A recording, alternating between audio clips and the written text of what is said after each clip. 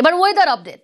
বঙ্গোপসাগরে ফের নিম্নচাপের শঙ্কা। বুধবার ফের জলীয় বাষ্প উপকূলে। বুধ থেকে শুক্র দক্ষিণবঙ্গে বৃষ্টির সম্ভাবনা। কেমন থাকবে আবহাওয়া আরো ডিটেল জানাবে বিশ্বজিৎ রয়েছে আমার সঙ্গে। বিশ্বজিৎ, হাওয়া অফিস কি জানাচ্ছে, কেমন আবহাওয়া থাকবে, শীত কবে পড়ছে? দেখো, বঙ্গোপসাগরে ইতিমধ্যে একটি নিম্নচাপ তৈরি হয়েছে, যেটি পূর্ব মধ্য বঙ্গোপসাগর অর্থাৎ মায়ানমার সংলগ্ন উপকূলে এটি অবস্থান করছে এবং এটি ধরে বাংলাদেশ উপকূল পর্যন্ত আসতে পারে এমন সম্ভাবনা রয়েছে। এর একটা পরোক্ষ প্রভাব পড়বে।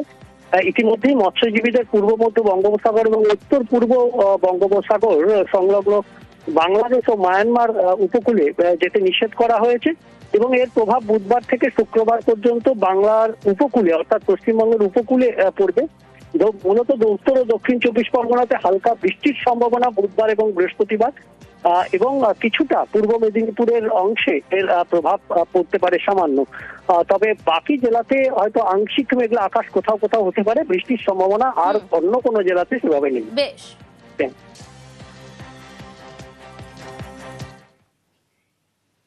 এদিকে নভেম্বর শুরুতে ঠান্ডা আমেজ। ভোর থেকে কুয়াশা চন্দ্রকোনায়। গরম পোশাক পরে রাস্তায় অনেকে।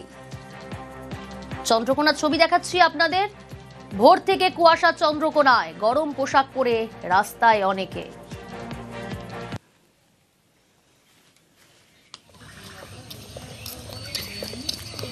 ভোরেই কুয়াশা, গরম পোশাকে রাস্তায় দেখা গেল অনেককে।